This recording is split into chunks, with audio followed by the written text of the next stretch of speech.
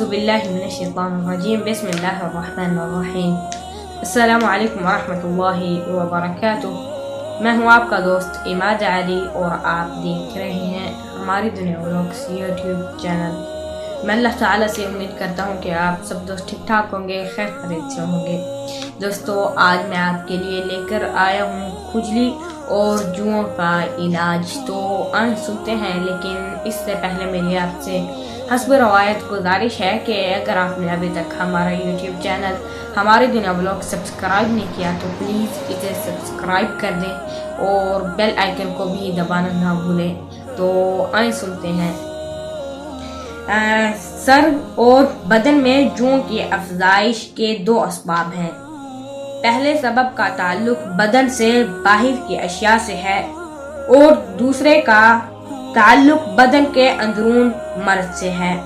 بیرونی سبب وہ میل کچیل ہے جو جلد پر بچریج جمتا رہتا ہے، اور اندرونی سبب وہ ردی اور بدبودار خلط ہے جسے طبیعت دھکیل کر جلد اور گوشت کے بیچ پہنچا دیتی ہے۔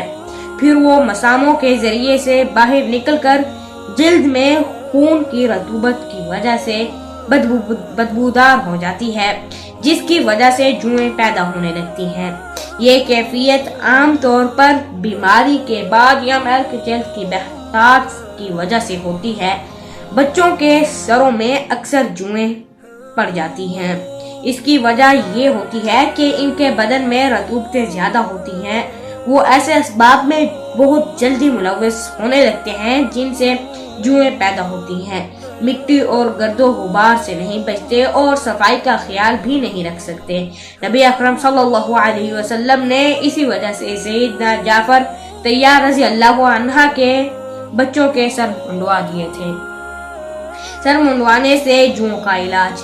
سیدنا کعب بن عجرہ رضی اللہ عنہ سے مروی ہے کہ میرے سر میں تکلیف تھی، مجھے نبی اکرم صلی اللہ علیہ وسلم کی خدمت میں پیش کیا گیا۔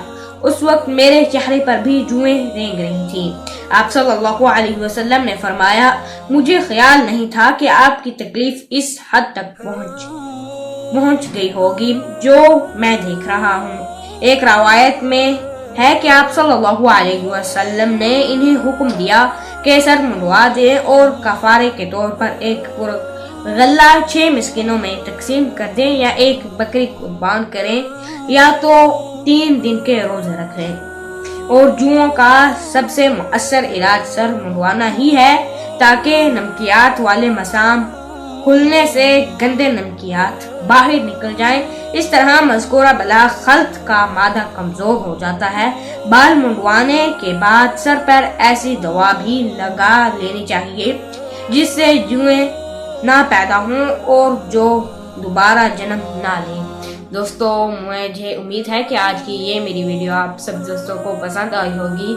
اس ویڈیو سے ہمیں یہ پتہ چلتا ہے کہ اگر آپ کے سر میں کھجلی ہو رہی ہو یا پھر آپ کے سر میں جوئیں پیدا ہو گئی ہوں تو آپ کو سر منڈوا دینا چاہیے۔ اس سے جتنے بھی آپ کی کھجلی ہو یا پھر سر میں کوئی بھی بیماری ہو تو وہ ختم ہو جاتی ہے۔ تو دوستو مجھے امید ہے کہ آج کی یہ میری ویڈیو آپ سب دوستوں کو پسند آئی ہوگی۔ اگر پسند آئی ہے تو پلیز میری اس ویڈیو کو لائک شیئر کمنٹ ضرور کریں۔ ملتے ہیں ایک نیکسٹ ویڈیو میں، تب تک کے لیے دیں اجازت۔ السلام علیکم ورحمۃ اللہ وبرکاتہ۔